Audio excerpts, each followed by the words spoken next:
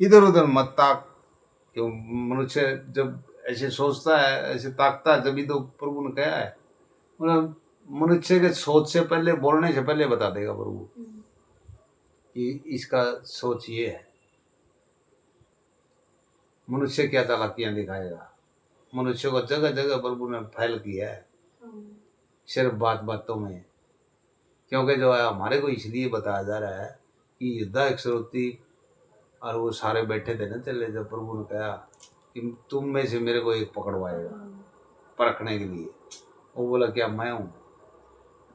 तो इसी तरीके से ही मनुष्य भी काम करेगा, एक दूसरे के प्रति करेगा। क्यों प्रभु तो उनको मिलेगा नहीं वहां, तो जो मनुष्य है उसी के अंदर प्रभु है। तो मनुष्य के बारे में अगर जे करोगे तो प्रभु के बारे में हो गया बुराई।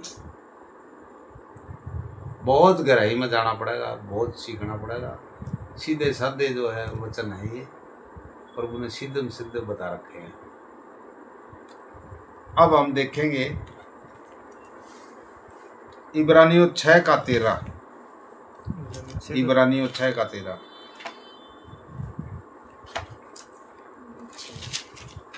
पीछे है, पीछे कुरिन्थियों तो भी बाद में, काफी आगे पीछे जाओ। कितना है इब्रानियों का? तीमुथियुस इब्रानियों का जो है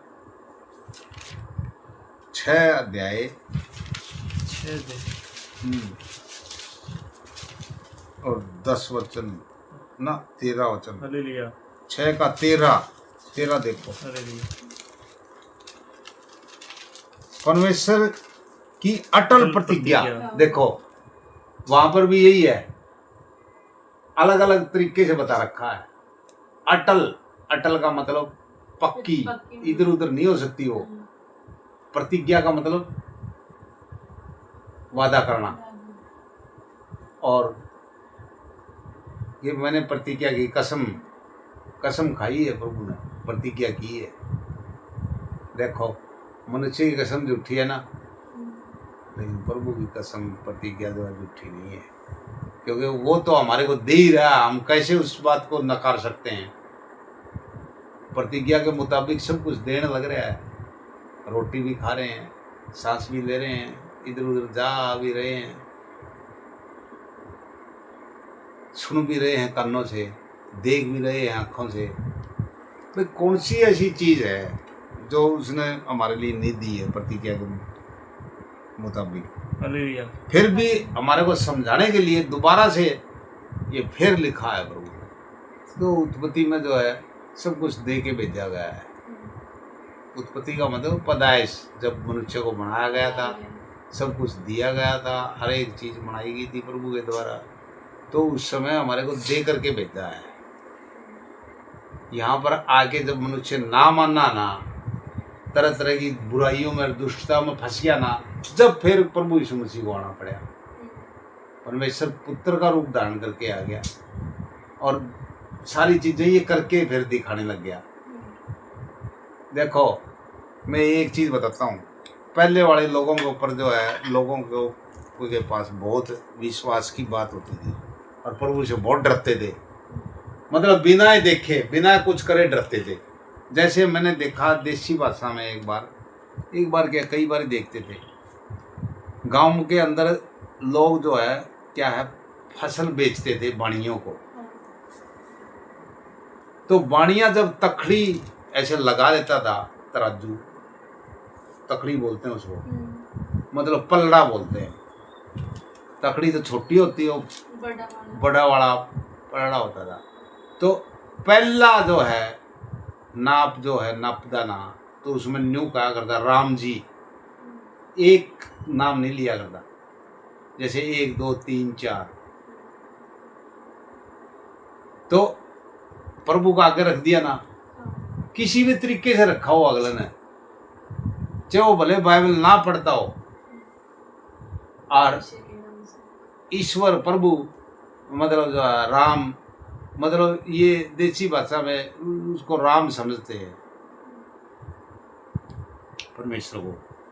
तो राम जी बोलते हैं, राम का हाथ में सौंप दिया कि अब क्या आएगी, बरकत आएगी। तो इतने लोग जो है इतने सच्चे थे, लेकिन वो बिगड़ते बिगड़ते बिगड़ते बिगड़ते दुनिया की एक दूसरे की चाल देख देख के एक दूसरे अटपट करके और प्रभु को आना पड़ा। बुराई में फंस गए, बंधुआई में फंस गए, फिर प्रभु यीशु मसीह आया, जब ये सारी चीजें बताई। हाँ पढ़िए भैया। और परमेश्वर ने इब्राहिम को प्रतिज्ञा देते समय जबकि शपथ खाने के लिए किसी को अपने से बड़ा न पाया, तो अपनी ही शपथ खाकर कहा कि मैं सचमुच तुझे बहुत आशीष दूंगा और तेरी संतान को बढ़ाता जाऊंगा। और इसी रीति से उसने धीरे धरकर प्रतिज्ञा की हुई बात की प्राप्त की। हालेलुया। प्रतिज्ञा की बात प्राप्त की अब्राहम ने, कि प्रभु ने वादा किया, प्रतिज्ञा की, कसम खाई, तो उसने उसको ये नहीं समझा, वो जो बताया ना उस बात के ऊपर चला, उस वचन के ऊपर चला, उससे डरा प्रभु से वो, कि नहीं प्रभु ने मेरे को ये कहा है भी। क्यों? क्योंकि हृदय साफ था, मतलब बुराई को नजदीक नजदीक नहीं आने दिया। लेकिन बाद में पुत्र भी उसका मांग लिया परमेश्वर ने, और जगह ही बता दी, वहां पर जाके इसको जो है बलि चढ़ा दे। गया, आज्ञा मानी, तो उसने फिर क्या की, क्या मिला? यहाँ पर लिखा हुआ ना, तो प्रतिज्ञा की हुई बात प्राप्त की। प्रभु ने कहा, जब वो उसको मारने के लिए तैयार हो जाता ना बच्चे को, उधर से आवाज आएगी, अब्राहम, हाँ इसको बलि मत चढ़ा, मैं यहाँ हूँ। उसका बंदोबस्त कर दिया, यहोवा हीरे पूर्ति करता, मेंढा मिल गया झाड़ियों में फंसा हुआ, और उसको बलि चढ़ा दिया। तो परमेश्वर जो है सब कुछ बदल सकता है, और मनुष्य डगमगाने लग जाता। अगर जो नॉर्मल मनुष्य होता ना, वचन को ना जानने वाला, तो उसको वहां तक भी कोई वो नहीं। संसार के लोगों को भी जो है प्रभु यीशु मसीह जो है जब क्रूस पर चढ़ा ना,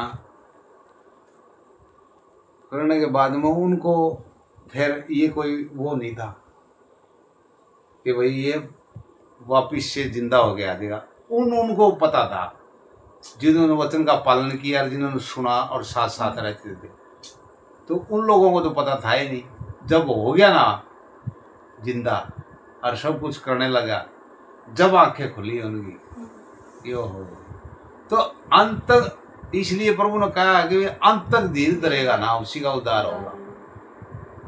अब अंत तक इंतजार तो कौन करता, कोई मुंह से गलत निकाल देता है, क्या पता होगा कि नहीं होगा। ऐसे क्यों कह रहे हो भाई प्रभु के लिए? प्रभु इतना छोटा थोड़ा हो गया जो कि तुम जो है अपनी बुद्धि से ही उसको कह रहे हो। बुद्धि भी उसके हवाला कर दो, सच्चाई के साथ चल करके, तो वो अपने आप नहीं जान लेगा कि हाँ भाई हृदय सच्चा है। क्योंकि मती ने चुंगी लेने वाला का सरदार था, निकाल के फेंक दी सारी बातें और ज्योति में ठिकाना बना लिया। तो प्रभु आप भी जान गया। आज वो जो है देख लो कहाँ लिखा हुआ है नाम, स्वर्ग के अंदर नाम है। ऐसे ही जकई, उसने भी सारी बातें इधर उधर फेंक करके जो है बस एक आस कि प्रभु मैं देख लूं। तो इसी तरीके से परमेश्वर जो है ना, मतलब जान लेता है, किसी के अंदर की भावना को जान लेता है। इसलिए मनुष्य मार खा रहा है, क्योंकि प्रभु पहचान लेता है, जान लेता है हाँ इसमें कोई मानने वाली कोई बात नजर नहीं आ रही, उसको फिर छोड़ ही देता है। और उनको देता है जो वचन को मानता है और अपने आप को कुर्बानी देने के लिए भी तैयार है। कल किसी उसमें पढ़ रहे थे कि उसमें था तो मरने के लिए भी कोई परवाह को नहीं, क्यों पता है हम परमेश्वर के पास जाना है और वचन के लिए मरेंगे, तो फिर कोई धोखे वाली बात नहीं है। हाँ, और किसी फालतू बात में अगर मरोगे, चोरी से लेके, हेराफेरी से लेके, गुटबाजी से लेके, षड्यंत्र से लेके, उसका प्रभु जिम्मेवार नहीं है भाई। कभी कोई सोचा प्रभु यीशु मसीह में जा रहा हूँ और फिर जो है मेरा जिम्मेवार हो प्रभु है, वो कोई जिम्मेवार नहीं है, क्योंकि आपने आज्ञा का पालन तो किया ही नहीं। अब जो दूसरे काम कर रहे हो, जिम्मेवारी उसी की करेगा जो अंदर से साफ होगा, उसी को दिखाई देगा, क्योंकि बुराई के पास तो प्रभु आएगा नहीं, भलाई के पास प्रभु बिल्कुल 100% आएगा। हालेलुया। अब हम प्रभु की इच्छा के मुताबिक परमेश्वर हमारा रक्षक पढ़ेंगे। बहुत ज़्यादा टाइम हो जाएगा तो लिया, कोई बात नहीं। परमेश्वर मेरा रखवाला, मैं अपनी आंखें प्रभु तो क्यों लाऊंगा, मुझे सहायता कहाँ से मिलेगी? मुझे सहायता युवा की ओर से मिलती है, जो काश और पृथ्वी करता है वह तेरे पाँव को टलने न देगा, तेरा रक्षक कभी न ऊँगेगा। सुनो इजराइल का रक्षक, न ऊँगेगा न सोएगा। युवा तेरा रक्षक है, युवा तेरे दानी और तेरी आड़ है। न तो दिन को धूप से और न रात को चलने तेरी कुछ हानि होगी। युवा सारी विपत्ति है तेरी रक्षा करेगा, वह तेरे प्राण की रक्षा करेगा। युवा तेरा आने जाने में तेरी रक्षा आपसे लेकर सदा तक करता रहेगा। हालेलुया, आमीन। सहायता के लिए संध्याकालीन प्रार्थना।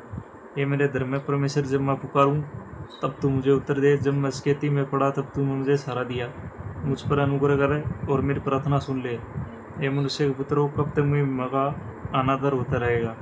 तुम कब तक व्यर्थ बातों से पीड़ित रखोगे और झूठी की खोज में रहोगे?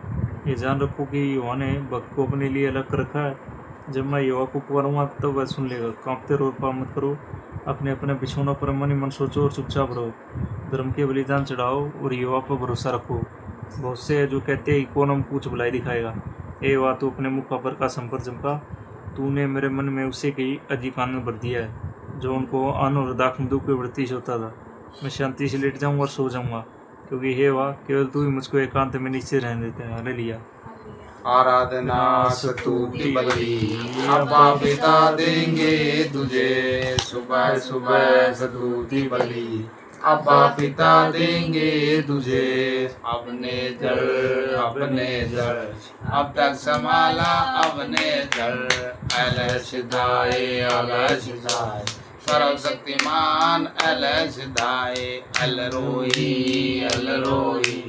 मुझ पर है तेरी नजर, यहोवा हीरे प्रति करता है, यहोवा हीरे प्रति करता है। आराधना स्तुति बलि अब्बा पिता देंगे तुझे, तेरी कुदरत मेरे खुदा कैसे मैं बयान करूं, तेरी कुदरत मेरे खुदा कैसे मैं बयान करूं। तूने शेरों के मुंह को बंद किया, तूने लाजर को भी जिंदा किया। तूने शेरों के मुंह को बंद किया, तूने लाजर को भी जिंदा किया। तेरी कुदरत मेरे खुदा कैसे मैं बयान करूं। तू जो सूली पर चढ़ा और जाने अपनी थी, तू जो सूली पर चढ़ा और जाने अपनी थी, फिर जिंदा हुआ तेरी कुदरत, फिर जिंदा हुआ तेरी कुदरत।